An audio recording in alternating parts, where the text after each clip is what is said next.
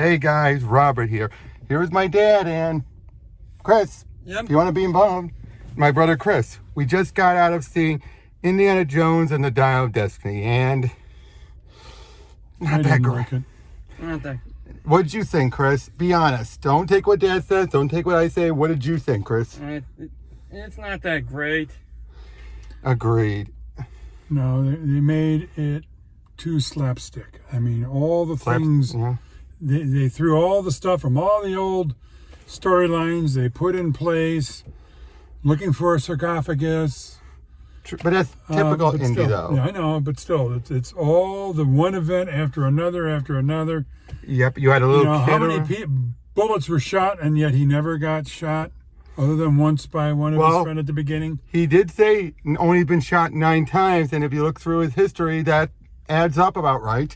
But a machine gun shooting everything up around him, but not him. That's happened in the other movies, Dad. I understand, but You cannot just simply criticize that when that's happened before. you're asking for my opinion. Okay, Not to that's fair. debate with me. That's fair. That's fair. But All right, so my opinion is, I was sitting there making the sounds because it was just okay, but the excitement was going on, but it was predictable, right. But repetitious stuff that just, to me, detracted from the movie as opposed to add to the excitement. that's true. Now at the start, I'm going to go over the movie a little bit. That's what I usually do on these, Dad. Start of the movie, we start in the past, and I gotta say, the de-aging CGI was not the worst I've seen. It wasn't bad, but what stood out was Harrison's old voice. Still, it's like he looked young, but he sounded old. Would you agree with that? That was still fine. That was good CGI, and I think they even cleaned up his voice a little bit. It wasn't as raspy, so they did their job with that. True, and we are overall, the special effects was great. Mm-hmm. The acting, given for what it was good. Well, they were giving their storyline all. sucked. Yeah, but like I said, at the beginning, he and Toby Jones, I'm just going to go with the actor's name. Basically, they are dealing with the Nazis. It's not the end of World War II. Hitler's still alive, but he's gone mad. He's at that point of his life. And that's at the opening. Yeah, I'm talking about the opening. At the opening. And basically, the whole point of it, the opening, is to try and get all these relics. Now, the one thing that kind of bothers me is that they mention that the spear, the spear of destiny, basically, which has been connected to Indy, but with Hitler before, ended up being a fake. And at the very end, we see it's there. We never got an explanation for that. We know someone replaced it. What do you mean at the end? At the very end, when he's in bed. That was a spear from the Romans. Oh, you're right. That was not a spear of destiny. That was a broken off it looked spear. like similar to it. Did not. All right. All right, then I misread that. Then. But they never resolved that. They never resolved what happened to the spear, who changed it, who replaced it. Flew off the...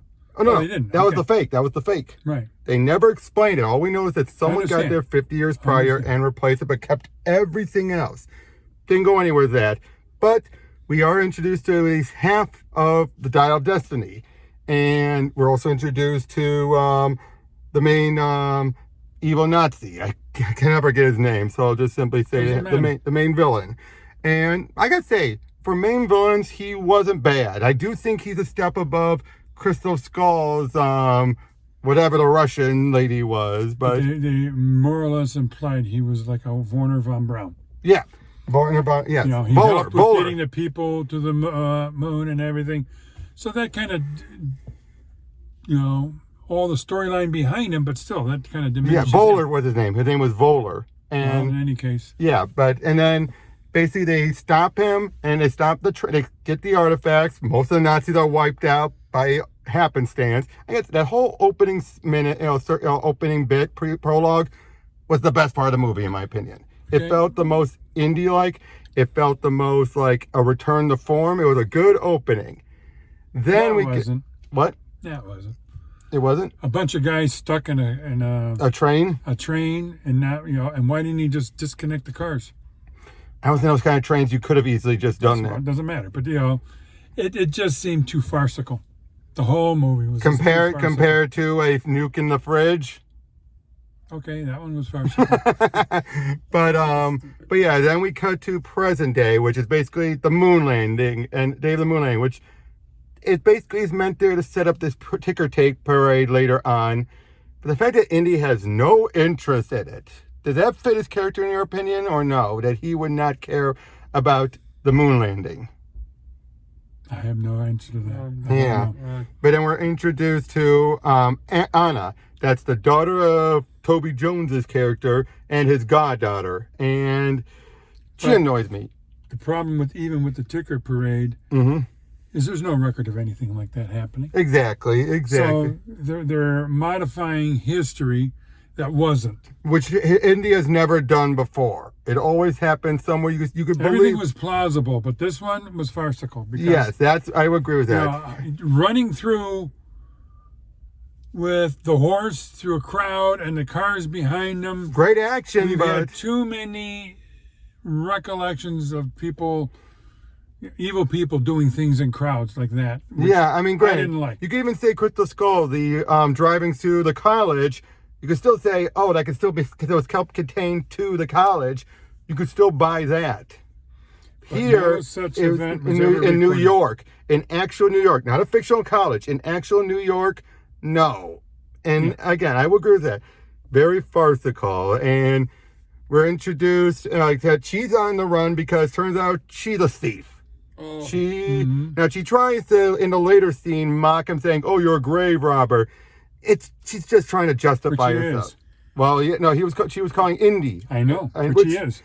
That is very true. He is. He but talks about the archaeological, but he destroys how much? archaeological sites, all right, for his own private purposes. Yeah, granted, it chalice, belongs in a museum. you know, in the last one, the Grail. Last Crusade. The Grail. All right, he had this one old gentleman guarding it for 500 years, and then Indy loses it down a crack. Well, to be fair, that was because of Elsa crossing the seal. He loses it down the crack. So what becomes of the old guy that guarded it for 500 years? He's still going to guard it. He just can't go. He has to go get it or something. No, the whole building collapsed. The front collapsed. I don't think the entirety The collapsed. interior, because it crossed whatever. Anyway. Well, yeah. But anyway, but basically, the whole point of the dial is that it runs on mathematics. Which, okay. There is such a thing as the Antithetical, if I'm saying it wrong, mechanism, which was found, and it proved to be it's people have kind of worked out that it's most likely an astrological clock. But then they use that and make up a fake story behind it is... Well, how is it any different from the Ark of the Covenant or the Crystal Skulls, there are crystal skulls out there. They made that about aliens. This is no different than the other indie stuff. To me it is. Okay, I think you guys might have a point there. It might be a little bit too far-fetched, because at least the other ones, you could say, tied into the Bible. So you can have the mysticalness. And the crystal skulls, pretty otherworldliness. Crystal skulls were crystal skulls. All right, and they said, oh, it probably did this. But this mechanism really exists, and they made up a fake story behind it as to what it is. And that can distort people who ever come across that. True. In my opinion. I agree with that. And the whole point, though, is to try and find the other half. And we have all this other action sequences, him trying to get it back because he's framed for murder. Now, I'm pretty sure that got resolved off screen at the end. I have no idea. And look how many people died as a result of that. Oh, yeah. How many of them died? Now, a lot of them were at the hands of the Nazis, so... Correct, nonetheless. But they were also friends of Indy, who are now dead. Two of them were, yes. At least two of them were killed. And their crew. Oh, yeah, and the crew. You're right. Yeah, you're right. And the crew. Antonio Banderas' character. The CIA. Oh, yeah, the CIA lady. Well, she wasn't a friend, but, yeah, she got killed off, all too. of her co-agents were killed off. Yep, they were all killed off. I think that was the shortest threat level, but that was too brutal. It was a bit too brutal compared to the other movies. Okay, so where are you going to now? I'm getting to, when they go underwater, we deal with going back to Anna. Like I said, she just annoyed me how much of a thief and how she just didn't seem to care at all. And then she just slips on a dime eventually after her little short round guy, Tommy got taken. Then she's seen the switch, but nowhere in it does it feel like she's going to actually do things for the right reason. She's going to keep doing things to steal for the money and everything. And that's what annoys me. She's just this smug and Mutt wasn't even that bad. Mutt was not written anywhere near this bad. A bit annoying, yes, but he kind of fit within what they were going for. Here, she felt too much like a modern woman. She didn't feel like a woman of 69. Probably. Would you agree with that? She felt too much like a modern, present-day woman, not a woman that would have existed back then. Unlikely, but I mean, she wasn't even Miriam level of a badass, you know. She felt more like I'm going to take it on my own hands and all that. Just, she felt too squeaky clean perfect as far as, you know, like she could get away with stuff. Keep going on. Then. Okay, but then they get the, Voller gets a hand on the half. So they decide we need to find the other half. We can't let it get into it. So they find the codex. Well, let's talk about the chase scene where they're chasing all over Morocco, and magically they keep coming up with the guy. Yeah. When he stole the thing around. And he's on a regular. Now, you could somewhat believe it, given how Morocco's known for its twists and curves, turns, and everything. Well, but still, keep coming across him, which seems impossible. Exactly. And to be able to have that little mini car scene, which was stupid. And then we had the whole pointlessness of, this one mafia guy who she claimed was a fiance is chasing, and then that's just resolved. And you would absolutely think that, you know, for every chance you get to kill Indy, they never do. Why? But again, that's typical Indy. But why? You're right. They killed out all the other characters, but they keep him around. Why? I don't know. Because I don't see people wanting them to go out anywhere. And vice versa. Why didn't he take the chance to knock out when he can? Oh, yeah. And he even said that. I should have. Mm-hmm. At least he acknowledged that. But I would say so. The way they handled the action here, Indy, at least he's not in many fist-to-fist fights compared to what he used to be. Because a few, but not as much. Because Harrison could have. So they kept it more to vehicle chases, things like that. But yeah, eventually they went under, they go underwater to find this Roman ship that had what would be the guiding point to the other another clue another clue and another clue and another clue, as National Treasure put it. But I did like the swerve. Now they go down there. You have Antonio Banderas' character helps them down there. They get back up, and he gets killed off just to make a point. This is why Antonio Banderas said this is more of a cameo than it is a major part, which is true. But in any case, he figures out. Oh yeah, but Anna is ready to, you think, betray them all, which to a degree she did, but it's obvious she knew it was a false lead, which I did like that. The false lead I did like. At first I was ticked off, but then once you realize, one, the thing is too heavy for what it's supposed to be made out of, so they realize it's covering the real clue. That felt like a nod to Raiders. They're digging in the wrong place. Yeah, but, and he figured out exactly that it's made out of wax. Well, I think he figured it was made out of something because it was supposed to melt be like wax. True. Now, it's just a bottle of liquor. That's true. Now burn it. Yep, I know. If it was a gold. mercury or lead, you need more. Well, mercury would be more liquidy, but if it was lead, you would need more heat. True, but if it was lead, I think it'd be even much heavier. She wouldn't have figured out there was something in there. So what kind of material other than wax melts like that? Especially surviving that long underwater. That's correct. So that part is all farcical. That's true. But then also the fact that So anyway, they find the disc. Realize what happened to the disc anyways in the end? Because it was gold. Yeah, I think they still have it. I think they just kept it pocketed. They just didn't need it because they knew what it was. It's a heavy thing to carry around. It's like true. But then in any case, they had the stupidity of they're still heading out in the obvious direction, so the bad guy could see them. I'm like, they're heading west, not east. But, if he gets far enough away, you won't really be able to tell. And how does he know? Because he went one way versus the other. They're going to Sicily. I think they probably decided to find where their boat is going. Now, if you follow where the map was showing, Sicily was the closest island, body of land anyway. Yes, and they get there almost immediately after they do when they're stranded on a boat. True. That's true. Well, again, you can still tell though they were getting, but if you notice, they were prepping a smaller little dinghy to follow after them. So that's an open Mediterranean Sea. That sounds good. Yeah. True. Farcical. Okay. Again. And then they get there so quickly. From a power boat versus a little dinghy. No, true. Okay. That's fair. But then they get there, they abduct Short Round the second, Timmy or whatever his name is, and as they realize we got to get there before them because he overheard everything, so of course they're going to use him. Of course, he's going to tell them everything to save his own life and all that. knowing that they're going to kill him anyways. Which at least so he tried to get away, and then he did get away eventually, taking out the big guy. Yeah, he killed the big guy. Well, You like that's not the shot first with that it. you've had a big guy getting killed off Like because being they're the cuffed. tough ones. It was cuffed. Okay.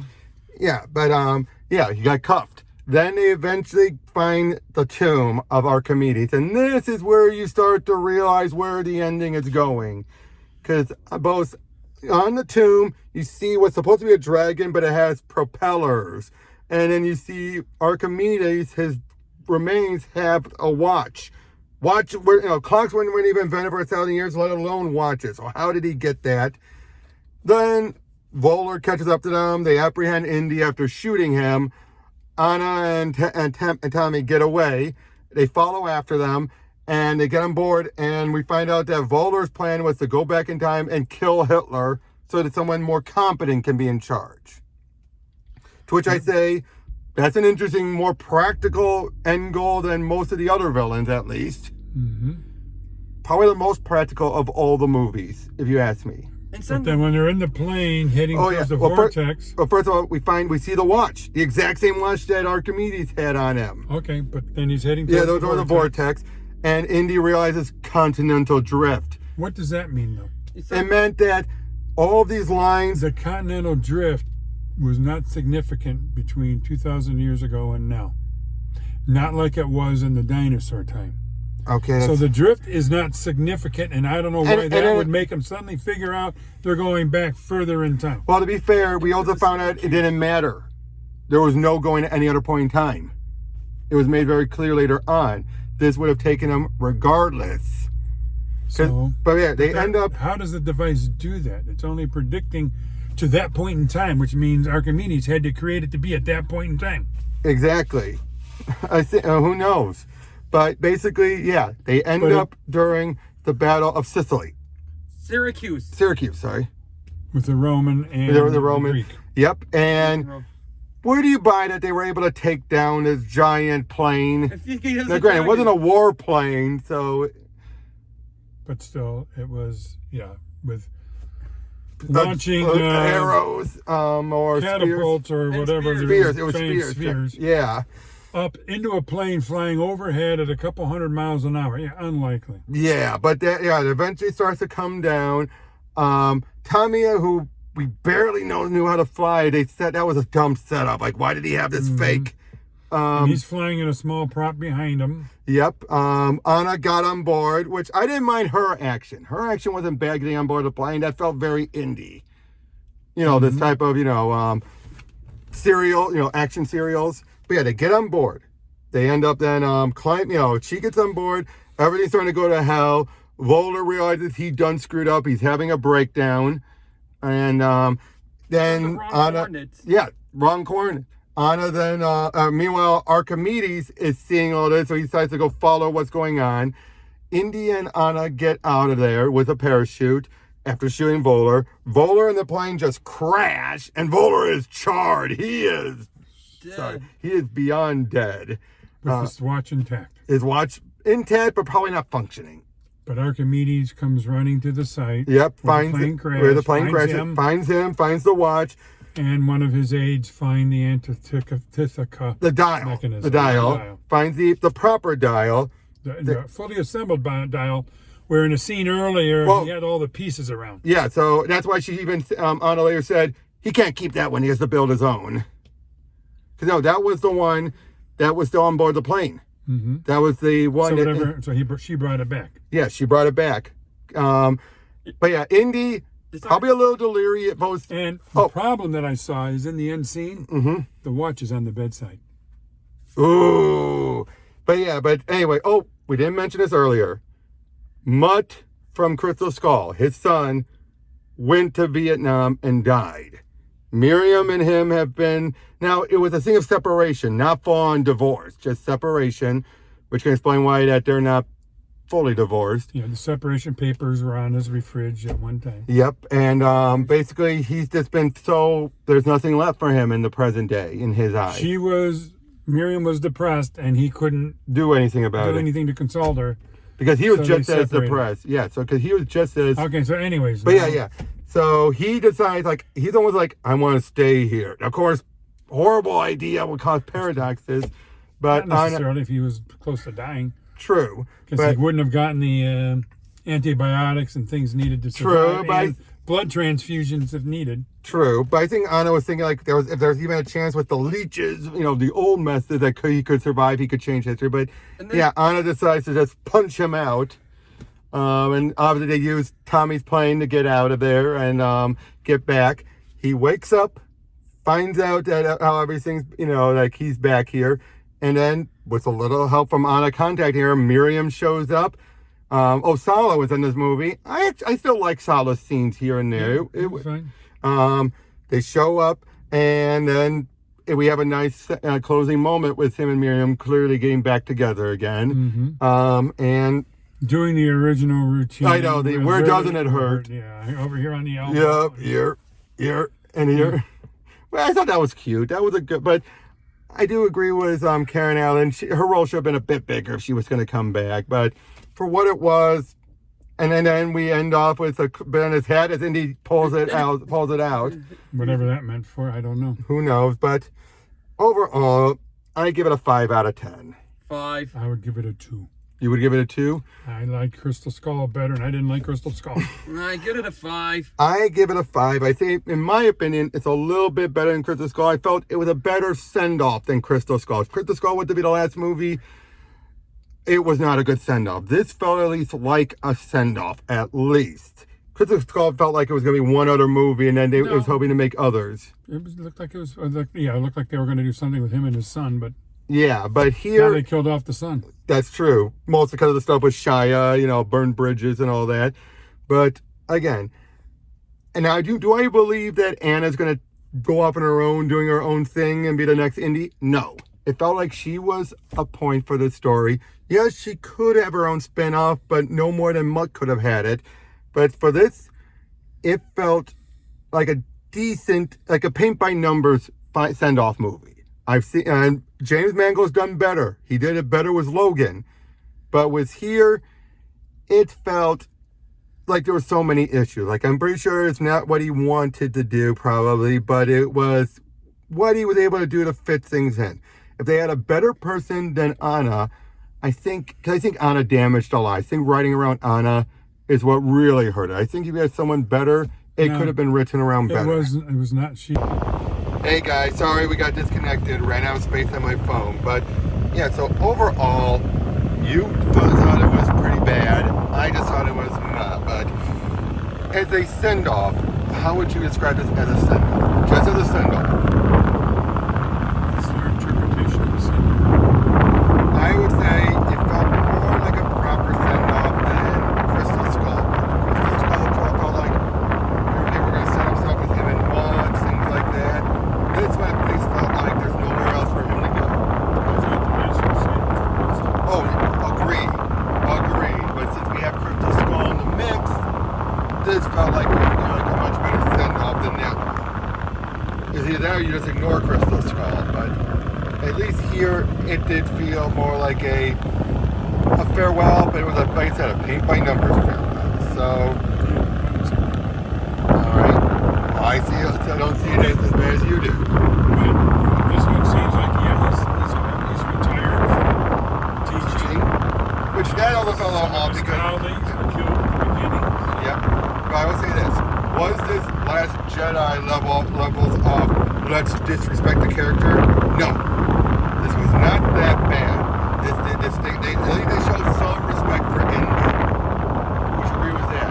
It showed his respect for Indy. They didn't make him a walking, talking joke. Anna didn't save him every single scene. In fact, he saved her more than she saved him. Still in the end, as I mentioned earlier, he was shot in the shoulder. Oh, yeah, that. Bleeding everywhere. But that. And then when you see the location, it's obvious it's in the lung. The shot where it was, it would probably come out with a shoulder blade. Yep. Or line somewhere in there.